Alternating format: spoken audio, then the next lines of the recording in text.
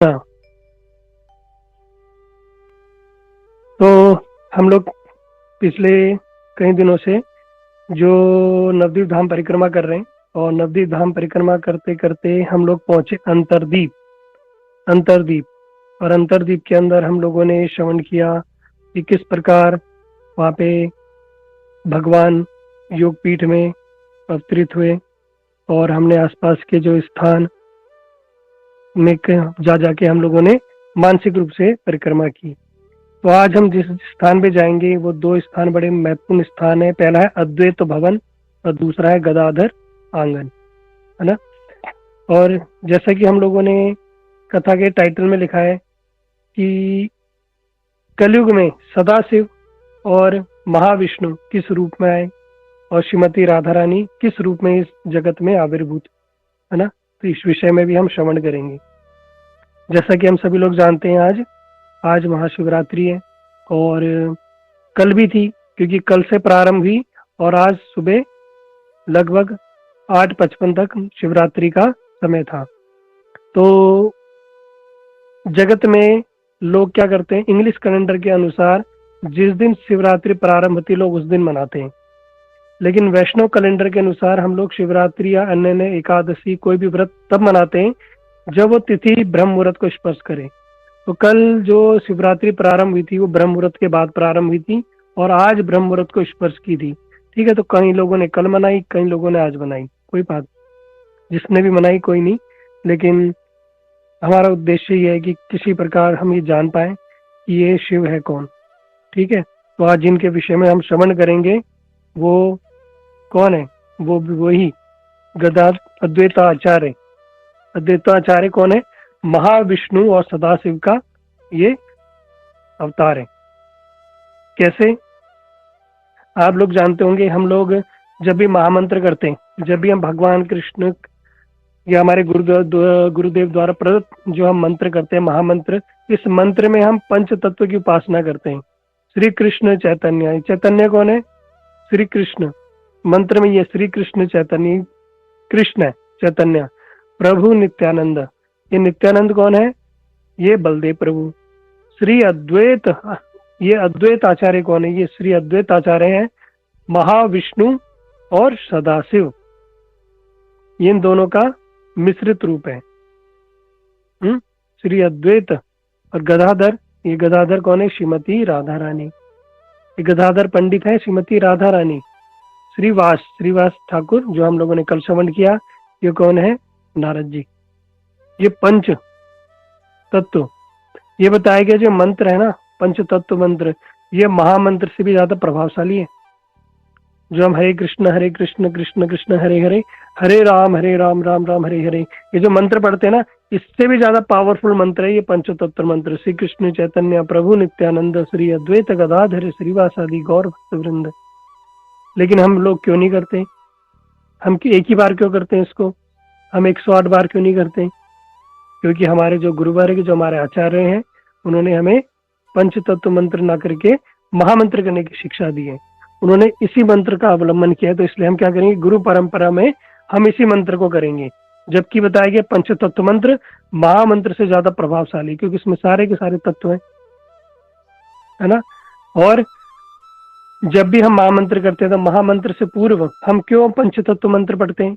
क्योंकि मंत्र करते समय हमारे से कई प्रकार के दोष हो जाते हैं, कई प्रकार के अपराध होते हैं, कई प्रकार के पाप हो जाते हैं, है ना। मन करते करते माला क्या है, हम बातें भी कर लेते हैं, माला नाम जप करते करते हमारा ध्यान भी भटक जाता है, माला करते करते नींद भी आ जाती है, माला करते करते इधर उधर का ध्यान आ जाता है, माला करते करते हम किसी को कुछ बोल भी देते हैं, माला करते करते हम कुछ खा पी भी लेते हैं, माला करते करते टीवी फोन भी देख लेते हैं। भैया बहुत सारे हमारे से अपराध हो रहे हैं। तो इन अपराधों की क्षमा कैसे होगी? तो जब हम महामंत्र से पूर्व ये पंच तत्व मंत्र पढ़ते हैं ना, तो ये मंत्र क्या करता है, उन सारे अपराधों को जो हमसे हो रहे हैं, उन सारे अपराधों को, पाप को क्या करता है, क्षय कर देता है, कम कर देता है, उसको समाप्त कर देता है ना। इसलिए ये महापंच तत्व मंत्र करना अति आवश्यक है ना। जब भी हम मंत्र करते हैं, नाम जप करते हैं, नाम जप से पहले इन 5 तत्वों को हमें अवश्य ही स्मरण करना चाहिए। इनके स्मरण मात्र से ही जो हमारे किसी भी प्रकार जो हम नाम जप कर रहे हैं, किसी प्रकार के जो हमसे दोष है, पाप है, अपराध हो जाते हैं, ये सारे के सारे समाप्त हो जाते हैं, इसलिए ये इंपॉर्टेंट है। तो आज हम इन्हीं के विषय में श्रवण करेंगे। तो सबसे पहले हम जानेंगे अद्वैत आचार्य। ये अद्वैत आचार्य कौन है? ये अद्वैत आचार्य और कोई नहीं है, ये कौन है? सदाशिव और महाविष्णु, ये स्वयं अद्वैत आचार्य है। भगवान आने से पूर्व भगवान के जो भक्त हैं वो परिषद ये क्या करते हैं, इस जगत में खुद ही आ जाते हैं। भगवान के आने से पूर्व वे इस जगत में खुद आ जाते हैं, है ना। जैसे आप लोग जानते होंगे, जब नरेंद्र मोदी प्राइम मिनिस्टर कहीं जाता है तो क्या होता है, उससे पहले जो उसकी सिक्योरिटी है, जो उसके लोग हैं, वो सारे के सारे क्या करते हैं, पहले जाके पहुंच जाते हैं, पहले जाके पूरी व्यवस्था करते हैं, कहाँ पे वो स्पीच देंगे, कहाँ बैठेंगे, कहाँ पे सारी ऑडियंस बैठेगी, क्या व्यवस्था होगी, किसी प्रकार की सुरक्षा है, सारा का सारा वो इंतजाम पहले जाके कर लेते हैं। ठीक इसी प्रकार भगवान के आने से पहले ये सदाशिव महाविष्णु इस जगत में आविर्भूत हुए। वो पहले ही, भगवान से आने से पहले ही वो इस जगत में आ गए थे। जैसे कि हम सभी लोग जानते हैं, आज महाशिवरात्रि है। जो शिव है, महाशिव सदाशिव, ये बड़े अत्यंत दयालु, बड़े कृपालु हैं, बहुत ज्यादा। इसलिए इनका एक नाम है आशुतोष। आशुतोष, ये कोई दुष्ट भी व्यक्ति हो ना, राक्षस असुर, ये उसको भी वरदान दे देते। इसलिए आप लोग देखना, जो भी हमारे शास्त्रों में जो भी असुर रहे, रावण रहा है, बाणासुर रहा है, अगासुर, वो बड़े बड़े जो भी असुर रहे, ये सब किसकी उपासना करते थे? सब भोलेनाथ जी की। क्यों? भोलेनाथ जी के हैं, बड़े भोले हैं, बड़े सरल हैं, तो इनकी उपासना करते थे। उनसे क्या है कि उनकी उपासना क्यों करते थे? क्योंकि बड़े जल्दी क्या होते थे, प्रसन्न हो जाते थे, बड़ी जल्दी प्रसन्न हो जाते थे।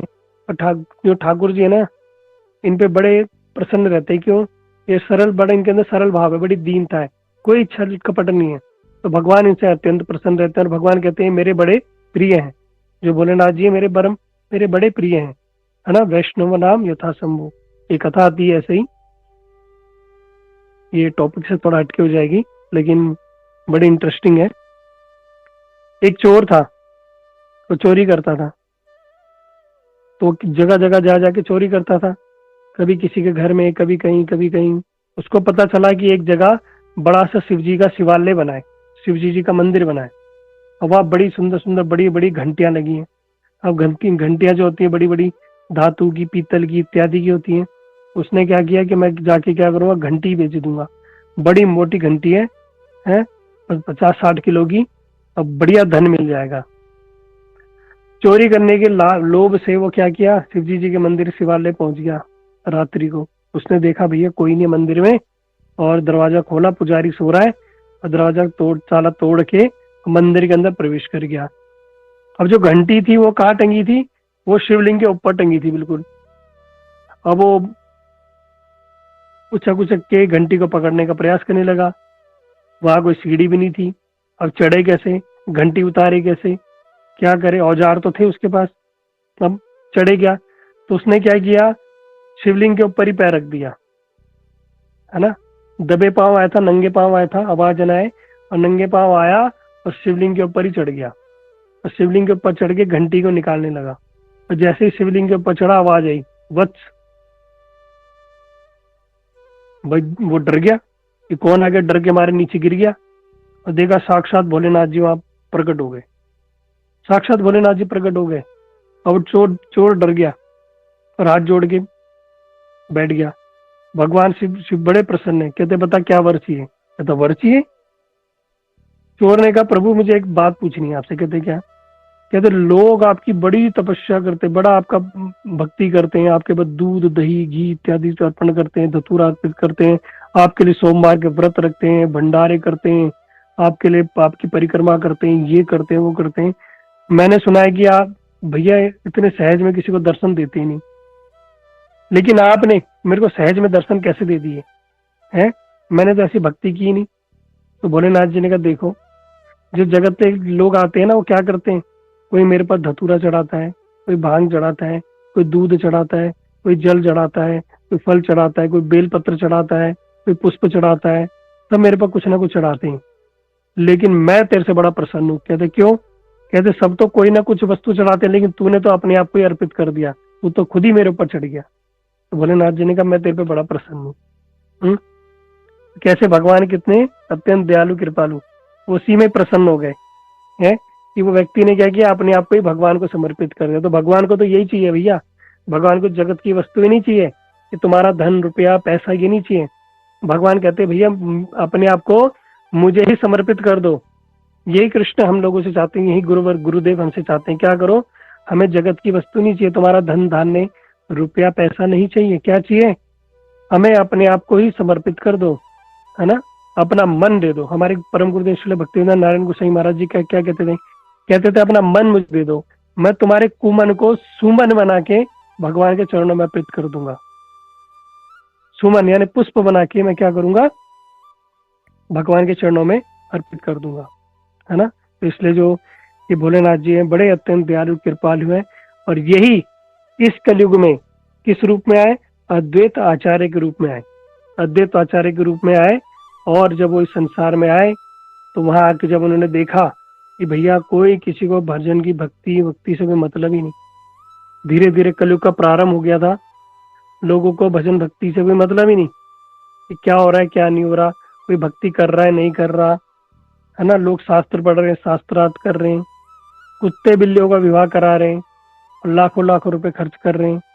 कुत्ते बिल्ली की शादी में बड़े धूमधाम से हो रहा है, दहेज दिया जा रहा है, विदाई हो रही है, बड़े बड़े महंगे उत्सव किए जा रहे हैं, उसमें बड़ा खर्चा किया जा रहा है, लोगों को बुलाया जा रहा है, खूब नृत्य गान हो रहा है।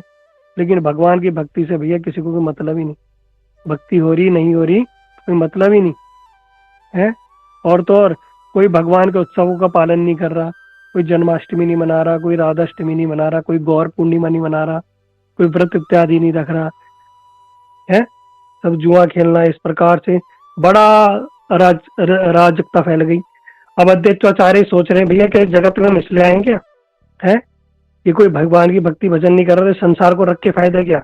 उनको बड़ा क्रोध आया, उनकी इच्छा हुई कि अभी मैं पूरे संसार को नष्ट कर दूं, एक उसी समय प्रलय ले आऊं। महाविष्णु है ना और सदाशिव है, उनके लिए क्या प्रलय ना कोई बहुत बड़ी बात है। एक क्षण में पूरी पृथ्वी को ये क्या कर सकते हैं, नष्ट कर सकते हैं एक क्षण में। लेकिन फिर उन्होंने क्या किया, नहीं, उन्होंने वहां से क्या किया, भगवान की भक्ति प्रारंभ की। वो क्या करते थे, उनके पास एक शालिग्राम शिला थी, उस शालिग्राम शिला की वो प्रतिदिन पूजा करते थे, प्रतिदिन उसकी पूजा करते थे। और क्या करते थे, गंगा के तट पे गए, जो अद्वैताचार्य थे वो गंगा के तट पे गए और वही जाके उन्होंने क्या किया, भगवान का आह्वान किया। प्रतिदिन तुलसी पत्र और गंगा जल भगवान को शालिग्राम को अर्पित करते थे। जैसा कि आप देख सकते हो फोटो में उनकी शालिग्राम, उसी शालिग्राम को क्या करते थे, प्रतिदिन वो जल, तुलसी जल और तुलसी दल और गंगा जल अर्पित करके भगवान का प्रतिदिन पूजा, उनका आह्वान करते थे। हैं, करते करते करते उन्होंने भगवान का ऐसा आह्वान किया, ऐसी पूजा की कि भगवान जो है ना, भगवान का सिंहासन डोल गया है। तुलसी दल मात्रेन जलस्यन चुलकेन वा विक्रीडते स्वयं आत्मनिभ्यो वैष्णव आत्मनिभ्यो, इस प्रकार एक श्लोक है, मुझे स्मरण नहीं आ रहा। तुलसी दल मात्रेन जलस्यन चुलकेन वा, उन्होंने क्या किया, तुलसी दल मात्रेन जलस्य जल लिया है, विक्रीडते स्वयं आत्मनाम भक्तेभ्यो भक्तवत्सला, भगवान क्या करते हैं, अपने आप को बेच देते हैं। भक्तेभ्यो भक्तवत्सला, भक्त वत्सलता के कारण भगवान अपने आप को बेच देते हैं। और उन्होंने क्या, बिक गए भगवान, किसमें बिक गए, एक तुलसी दल में, तुलसी दल और एक गंगा जल, इन्होंने भगवान को अर्पित किया और भगवान का आह्वान किया। और भगवान क्षीर सागर में सो रहे थे, अब भगवान का सिंहासन डोलने लगा, भगवान का सिंहासन डोल गया।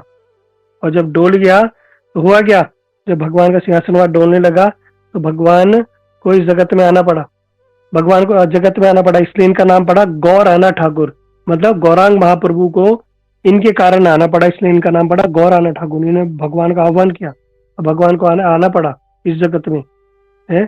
अरे भगवान जब इस जगत में आए, कहाँ पर आए, है ना, हम लोगों ने श्रवण किया योग पीठ में, है ना, मायापुर स्थान में योग पीठ में भगवान ने सची माता के गर्भ से भगवान आविर्भूत हुए। किसके कारण, इन अद्वैताचार्य के कारण। तो हम लोग बड़े ऋणी हैं इनके, कि इनके कारण ही इस कलयुग में चैतन्य महाप्रभु जी आविर्भूत हुए, है ना। और ये जो थे अद्वैताचार्य, ये इन्हीं के घर के पास, इनका जो हम लोगों ने सुना ना कल, ये श्रीवास आंगन, श्रीवास आंगन से 30 मीटर दूरी पर ही ज्यादा नहीं, 30 मीटर दूरी पर ही इनका अद्वैत भवन है। वहां पर दो दो है, गदाधर आंगन और अद्वैत भवन, है ना। जो अद्वैत भवन थोड़ा छोटा, गदाधर आंगन थोड़ा उससे बड़ा है, ये आसपास ही है। तो जब कभी आप लोग जाओगे तो आपको पता चल जाएगा। तो अद्वैत आचार्य जो है वहां पर उनके द्वारा सेवित जो शालिग्राम और उनके वहां पर विग्रह है, वहां पर उनके विग्रह है। और अद्वैत आचार्य से हम सब लोग जाते हैं क्योंकि उन्हीं के कारण महाप्रभु जी इस जगत में आए, धराधाम पे आए। जो अद्वैताचार्य थे वो जो महाप्रभु जी के बड़े भाई थे विशंबर, ये उनके आध्यात्मिक गुरु थे, इनको शिक्षा प्रदान करते थे, है ना वहां पे। तो जब ये छोटे बालक थे तो इनकी जो मैया थी, सच्ची मैया, जो महाप्रभु को बोलती थी कि जाओ क्या करो, अपने भाई को बुला लाओ। तो जब ये पाठशाला में जाते थे तो अपने भाई को जब बुलाने जाते थे तो अद्वैताचार्य जो थे ना, इनको देख के मोहित हो जाते थे।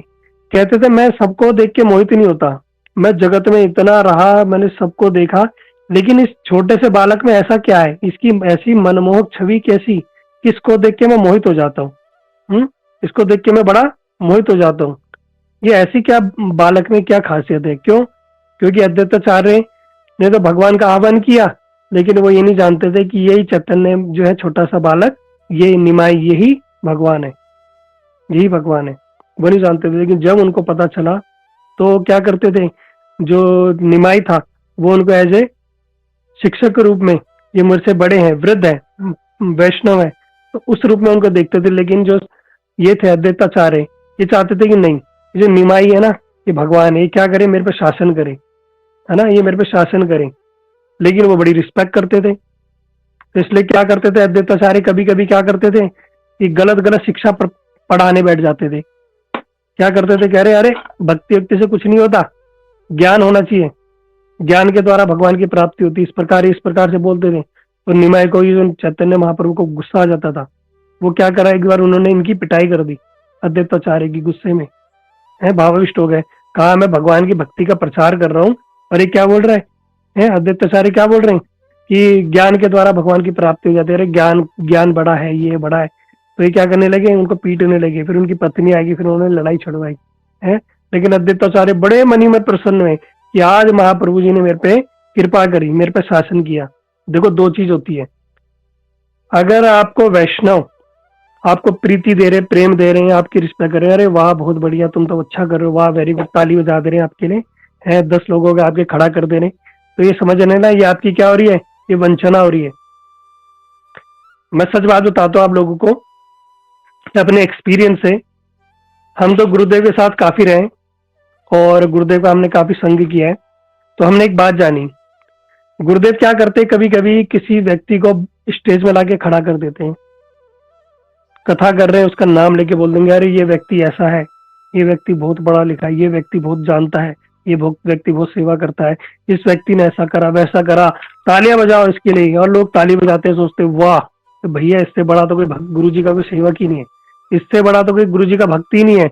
और गुरु जी अपनी माला भी उतार के पहना देते हैं और जाते टाइम उसको मिठाई का डब्बी दे देते हैं। तो सोचो वो कृपा पात्र हुआ नहीं हुआ, बताओ। गुरु जी किसको खूब स्टेज में बुला रहे हैं, उसका नाम ले रहे हैं, माला भी पहना दे रहे हैं, उसको मिठाई के डब्बे भी दे दे रहे हैं, स्पेशल पैक वैक करके 10 आदमी के सामने उसकी ताली बजवा दे रहे हैं, और वो व्यक्ति फूले नहीं समा रहा।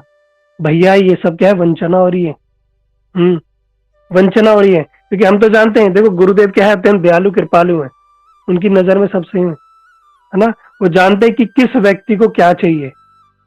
मैंने देखा है जो हमारे वो सारे गुरु भाई हैं जो गुरुदेव की नित्य सेवा में लगे हुए हैं और हृदय से गुरुदेव की सेवा कर रहे हैं, लेकिन गुरुदेव ने कभी 10 आदमियों के सामने उनकी तारीफ नहीं की, कभी उन स्टेज के सामने उन्हें बुला के माला नहीं पहनाई, कभी उनको उठा के इस प्रकार से उनका सम्मान नहीं किया। क्यों? क्योंकि गुरुदेव जानते भैया इसको ये नहीं चाहिए, ये कुछ और लेने आया है, ये भैया गुरु भक्ति करने आया है, कृष्ण प्रेम लेने आया है, इसको यहाँ सम्मान नहीं लेने आया है। तो इसलिए क्या है कि उसकी वंचना होने से बचा देते हैं। लेकिन जो व्यक्ति आता है कि गुरुदेव के पास, गुरुवर्गों के पास, मठ मंदिर में, उसका सम्मान हो, उसका नाम हो, उसको मिठाई के डब्बे मिले, गुरुदेव अपनी माला उतार के पहना दे, उसको थोड़ा माइक भी दे दे, 2-4 शब्द बोल दे, है ना, इस प्रकार से उसका सम्मान भी दे दे और थोड़ा तारीफ कर दे, ये इतना पढ़ा लिखा है, ये इतनी बड़ी इसका पोजीशन है, ये ऐसी सेवा करता है, इसने इतना नाम जप करता है, ये इतने लोगों को जोड़ता है, ये ऐसा करता है वैसा करता है, बस ताली बजवा दी लोगों के सामने और लोगों को लगता है भैया यही गुरु जी का सबसे बड़ा सेवक है। तो ऐसा मत समझना, है ना, ये अंदर की बात बता रहा हूँ। जिसको गुरुदेव खड़ा करके बोल दे 10 आदमियों के सामने, समझ लेना कि इसकी वंचना हो रही है। लेकिन गुरुदेव जिसको डांट लगाए ना 10 आदमियों के सामने, समझ लेना वही कृपा पात्र है, वही कृपा पात्र है। क्यों? वास्तव में उसी पे कृपा हो रही है। जिसपे जो डांट खा रहा है, जो कहते हैं ना हमारे गुरुवर कहते हैं, जो कहता है कि मुझे प्रेम प्रेम चाहिए उसको 50% कृपा मिलेगी, और जो व्यक्ति डांट भी खाएगा उसको 100% कृपा मिलेगी, है ना। वैष्णव क्रिया मुद्रा विज्ञा न बुझाए। भैया वैष्णव कब किसको क्या प्रदान कर दे हम ये नहीं जान सकते, ऐसी वैष्णव की, गुरु वैष्णव की महिमा है ना। तो इसी प्रकार जो महाप्रभु जी थे उन्होंने क्या किया, गदाधर पंडित वो अद्वैताचार्य पे शासन किया और बड़े प्रसन्न हुए। और वो ये अद्वैताचार्य वही है जो जब ये वृंदावन गए थे, है ना, जब अद्वैताचार्य वृंदावन गए थे, ये वृंदावन में गए ये लगभग 125 वर्ष रहे और बताया गया कि महाप्रभु जी के भक्ति के जो कामना पूर्ति के वृक्ष, ये मुख्य वृक्ष थे। जैसे वृक्ष होता है ना, महाप्रभु जी के जो भक्ति वृक्ष के तने थे मजबूत, ये और नित्यानंद प्रभु जी, इन्हीं के बेस पे इन्होंने महाप्रभु जी ने क्या किया, भक्ति का प्रचार प्रसार किया। ये एक बड़े वृक्ष, मतलब कहते हैं ना राइट हैंड लेफ्ट हैंड, ये मेरा लेफ्ट हैंड ही है, मेरा राइट हैंड ही है, वैसे महाप्रभु जी के लेफ्ट हैंड राइट हैंड थे ये, और बलराम प्रभु और ये महाविष्णु सदाशिव, है ना, भगवान कृष्ण के ये लेफ्ट हैंड राइट हैंड थे। और ये लगभग 125 वर्ष तक रहे। और आप लोग जानते जो ब्रजनाभ थे भगवान कृष्ण के पुत्र, उन्होंने मदन मोहन जो विग्रह बनवाए थे ना, वो कार्यकाल से लुप्त हो गए थे, तो यही गए थे वृंदावन में, और वृंदावन में जाके इन्होंने मदन मोहन जो विग्रह थे उनको खोजा, और उन्हीं को जो फिर आपको देखते ना चौबे को पास जो सेवा के लिए दिया, फिर उसके बाद वही विग्रह अभी सनातन गोस्वामी ने उसकी सेवा की और वही विग्रह अभी सेवित है ना। तो उनके जो प्रतिभू विग्रह है वो वृंदावन में, और जो वास्तविक मदन मोहन है वो कहाँ चले गए, जयपुर करौली में, है ना, वो मदन मोहन वहां पहुंच गए। तो इन्हीं के द्वारा इन्होंने ही क्या किया, उन विग्रह को दोबारा खोज के उनकी पुनः सेवा स्थापना कराई। तो वहां पे बड़ा सुंदर अद्वैत भवन है। तो सभी लोग मानसिक रूप से अद्वैताचार्य को प्रणाम करेंगे कि इनकी कृपा से ही भगवान का आना हुआ, जिनका नाम है गौर आना ठाकुर, और इनकी हम कृपा याचना करते हैं, है ना, इनके हम बड़े ऋणी हैं। इनकी कृपा से ही हमें महाप्रभु जी इस जगत में आए, और हम थोड़ा बहुत जो भजन भक्ति कर रहे हैं, और अगर जब हम भगवत धाम जाएंगे तो इन्हीं की कृपा से ही हमारा भगवत धाम जाना होगा। ठीक है, हरे कृष्णा। सेकंड हम जाते हैं आगे परिक्रमा करते करते गदाधर आंगन। गदाधर आंगन, अब ये गदाधर जी है ना, जो गदाधर पंडित, ये बहुत इंपॉर्टेंट व्यक्ति है। ये कौन है? यह है श्रीमती राधा रानी, है ना, बोलो राधा रानी की जय, है ना, राधा रानी। अभी हम जाते हैं ना बरसाने, राधे राधे, बरसाने वाली राधे, हम बरसाने जाते हैं राधा रानी के दर्शन करने। लेकिन राधा रानी तो आई थी, वो बरसाने में नहीं, वो किसी कल्प में आई थी। लेकिन इस कल्प में राधा रानी कहाँ आई थी, कौन बताएगा? हैंड रेज करो। इस जो कल्प में, ममता सती बताओ। रावल में। बहुत सुंदर। इस कल्प में राधा रानी आई थी रावल में। रावल एक स्थान है ब्रज में, हमारी परिक्रमा जाती है, आप लोगों को एक बार लेके चलेंगे वहां। तो रावण में इस हर कल्प में राधा रानी अलग अलग आती है। कभी कमल के पुष्प पे आती है, कभी अंडे से जन्म लेती है, कभी माता के गर्भ से जन्म लेती है, कभी रावण में आती है, कभी बरसाने में आती है। अलग अलग कल्प की अलग अलग घटनाएं, है ना। तो इस कल्प में राधा रानी रावण में आई थी और कमल के पुष्प पे वो प्राप्त हुई थी। ठीक इसी प्रकार है तो इस कल्प की है। लेकिन इस कलयुग में राधा रानी आई थी, कहाँ आई थी? गदाधर पंडित के रूप में, है ना, वो आई थी। और जो माधव मिश्र उनके पिताजी थे, रत्ना देवी उनकी माता जी थी, और वो उनका जो जन्म हुआ। और इनका जो मंदिर है, जो कहते हैं ना गौर गदाधर, वो एकमात्र आपको कहाँ मिलेगा? ये पूर्व बंगाल में, जिस स्थान में हम परिक्रमा करने जाएंगे, ये वहां पर इनका बड़ा सुंदर विग्रह है ना, बड़ा सुंदर इनका विग्रह है महाप्रभु जी के साथ। अब ये राधा रानी है, ये पुरुष रूप में क्यों आई, है ना? ये स्त्री बन के भी आ सकती थी, तो क्यों आई? तो इसके हमारे कहीं कहीं आचार्य, कहीं वैष्णव जो जन है बताते हैं कि महाप्रभु जी इस जगत में कैसे आए? वो भक्त बन के आए, है ना, भक्त के रूप में है, भक्तावतार, भगवान के भक्त बन के आए। और भक्त बन के आए, उन्होंने ये नहीं बोला मैं भगवान हूँ, लेकिन राधा रानी तो जानती है। अबे भक्त बन के आए, और भक्त क्या करेंगे? ये सन्यास भी लेंगे, है ना, सन्यास भी लेंगे, जगह जगह जाएंगे। अब इनके साथ कोई सेवक भी चाहिए, है ना। तो जब कोई व्यक्ति सन्यास लेता है तो क्या वो स्त्री के साथ रह सकता है? नहीं, है ना। फिर लोग दोष लगेगा, फिर लोगों के मन में गलत धारणा होगी, गलत बुद्धि होगी। इसलिए क्या करें? जो राधा रानी किस रूप में आई? पुरुष रूप में, गदाधर के रूप में इस जगत में आविर्भूत हुई, है ना। और ये बचपन से ही जो चैतन्य महाप्रभु और गदाधर पंडित, ये बड़े घनिष्ठ मित्र थे। 1 वर्ष की आयु से एक ही स्कूल में जाना, गंगादास पंडित की जो संस्कृत विद्यालय में, दोनों एक साथ जाना, वहां संस्कृत सीखना, एक ही साथ खाना, एक ही साथ आसपास घर आना। इनकी माता, दोनों माताएं मित्र सहेलियां थी, मतलब बड़ा घनिष्ठ संबंध था, जैसे होता है ना, क्योंकि दोनों कौन है? राधा कृष्ण है ना। बचपन से ही बड़ी इतनी इनके अंदर मैत्री भाव, बड़ा सुंदर। और क्या करते थे? जो कृष्ण है बड़े छलिया है, भैया अपना स्वभाव तो जाएगा नहीं। ये क्या करते थे? बचपन से ही ये गदाधर पंडित को छेड़ते थे, उनसे पूछते थे, प्रश्न पूछते थे, बच्चा अच्छे बताओ कि मुक्ति क्या है, ये क्या है, इस प्रकार से क्वेश्चन पूछते थे। गदाधर पंडित जब आंसर देते थे वो सही आंसर देते थे। ये क्या करते थे? कभी इसका खंडन कर देते थे, कभी मंडन कर देते थे। मतलब कभी बोल देते थे कि तूने गलत बताया, फिर खुद बताते थे कि ये इसकी व्याख्या ही है। सब लोग बड़े आश्चर्य हो जाते थे, आसपास के मित्र सब कहते थे वाह भैया क्या बताया। जब गदाधर पंडित थोड़े निरुत्साहित हो जाते थे, फिर कहते थे नहीं नहीं तुमने सही बोला। फिर वो मंडन भी कर देते थे, नहीं नहीं तुमने सही बोला। इस प्रकार बचपन में ऐसी ऐसी इनकी क्रीड़ाएं चलती थी।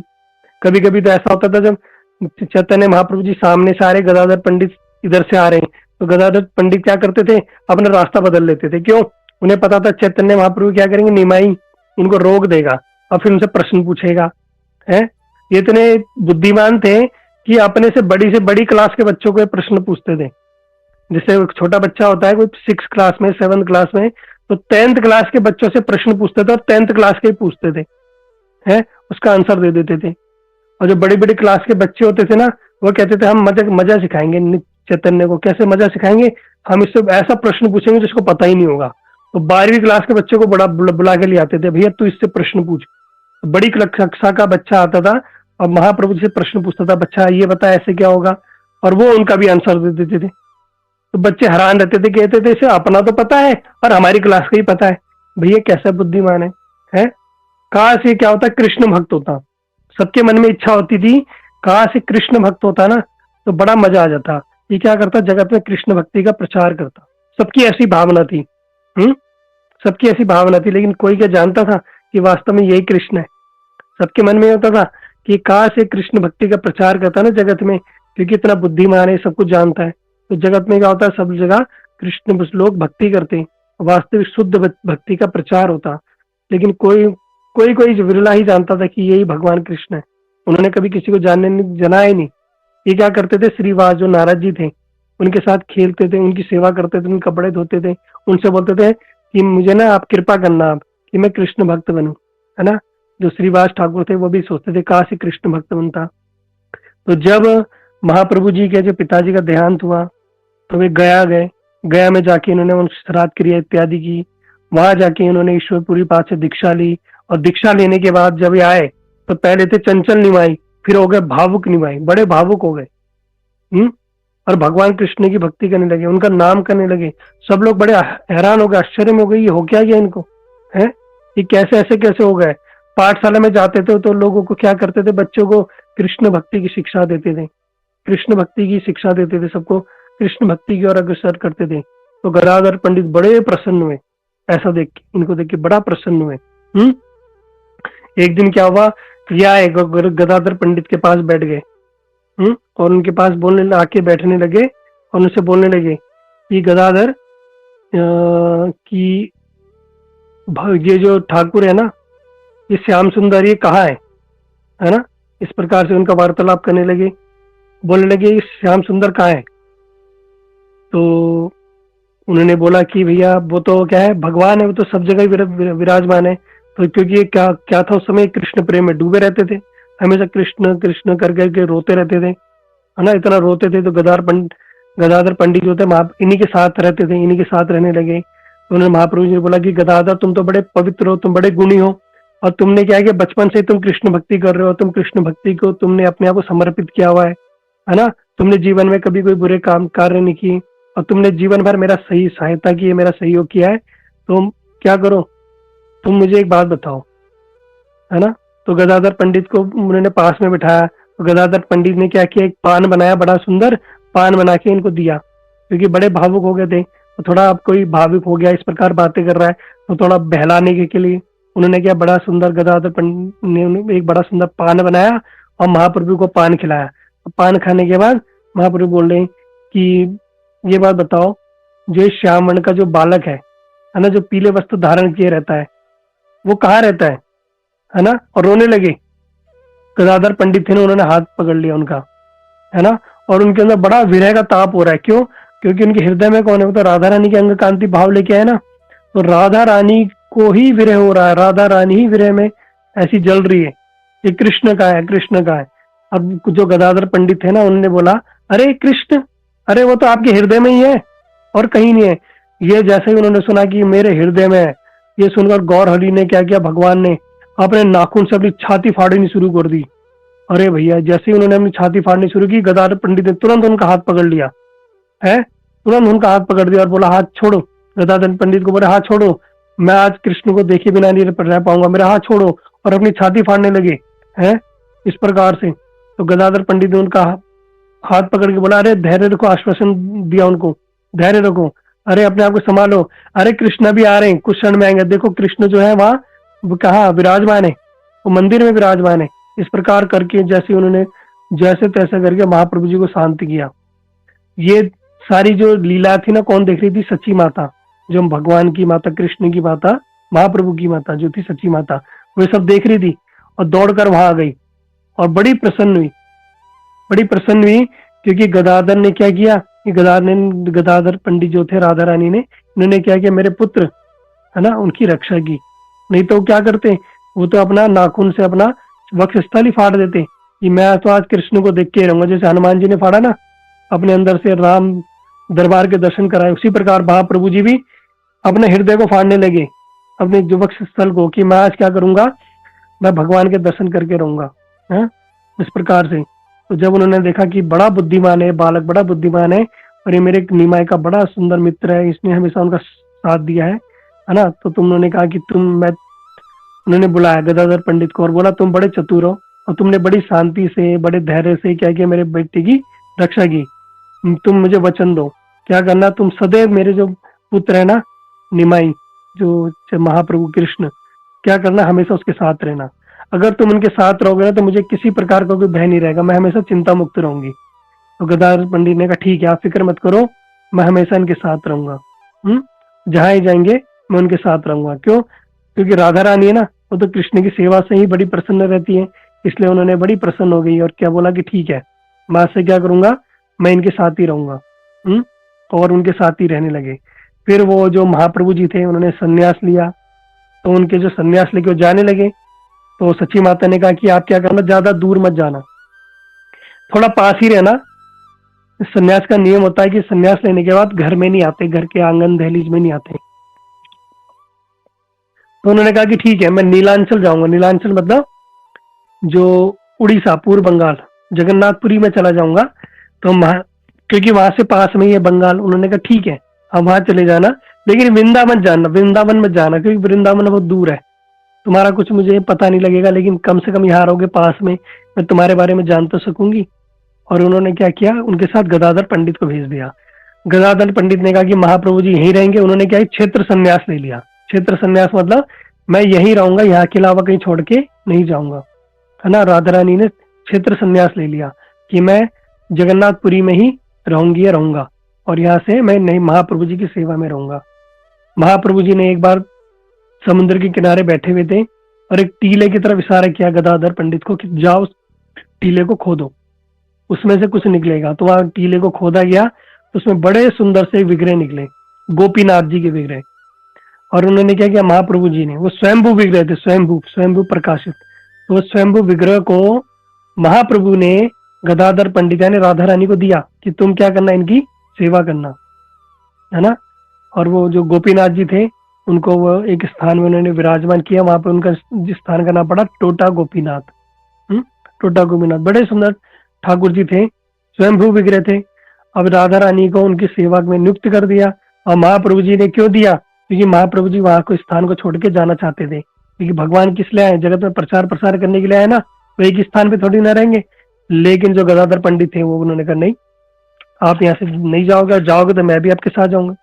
उन्होंने कहा नहीं, आपने तो क्षेत्र संन्यास लिया है। उन्होंने कहा क्षेत्र संन्यास गया भाड़ में, रसातल में गया है, मैं तो आपके साथ रहूंगा। लेकिन भगवान ने कहा नहीं, भगवान चाहते थे कि उनकी आगे की लीला वो अन्य ने भक्तों के साथ संपादित करे। तो इसलिए उन्होंने क्या किया, आप क्या करो, यहाँ पर गोपीनाथ जी की सेवा करो, उनको सेवा में लगा दिया, है ना।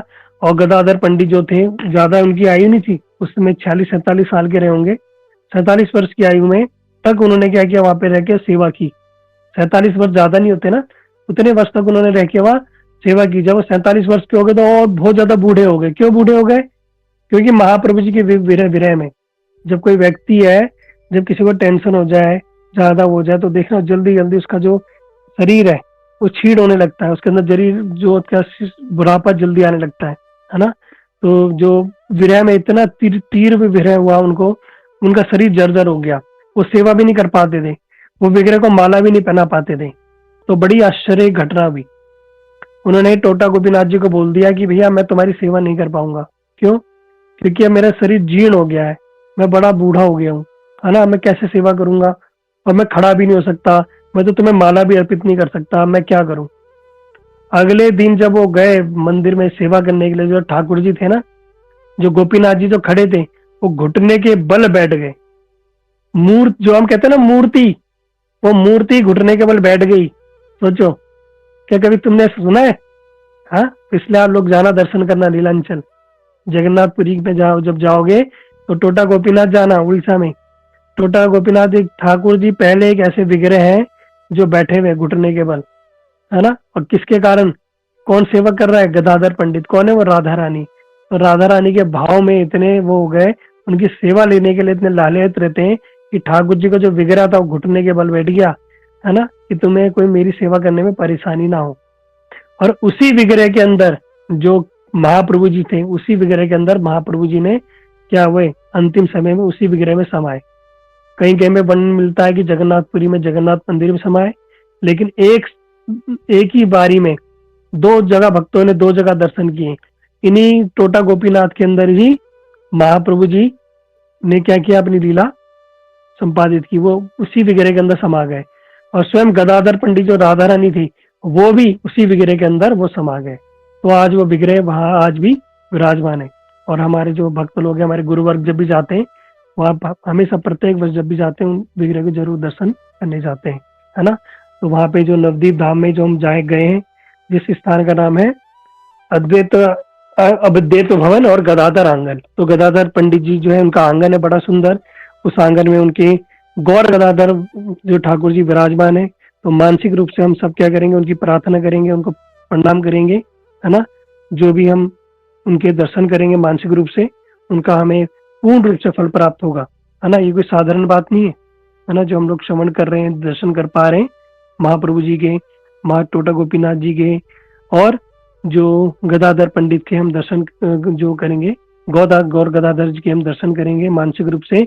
अभी हम परिक्रमा करते करते हैं, हम ये अंतरदीप में ही है। सबसे ज्यादा जो दर्शनीय स्थान है ना, वो अंतरदीप में ही है। पूरा लाइन है, पूरा बाजार लगा, मतलब पूरा बाजार लगा था, मार्केट लगी रहती है, चूड़ी मिल रही है, बिंदी मिल रही है, ये मिल रही है, वो मिल रही है। जो खाने की मंडी लगी होती है, खाने के लिए पिज्जा पास्ता ये वो टिक्की गोलगप्पे चाट, शादी में लगा रहता है काउंटर, वैसे ही वो पूरा जो इलाका है, पूरा एक लाइन लगा लो, मतलब पूरा ही स्थान ही ऐसा है, पूरा अत्यंत पवित्र स्थान है, पूरा धार्मिक प्लेस है।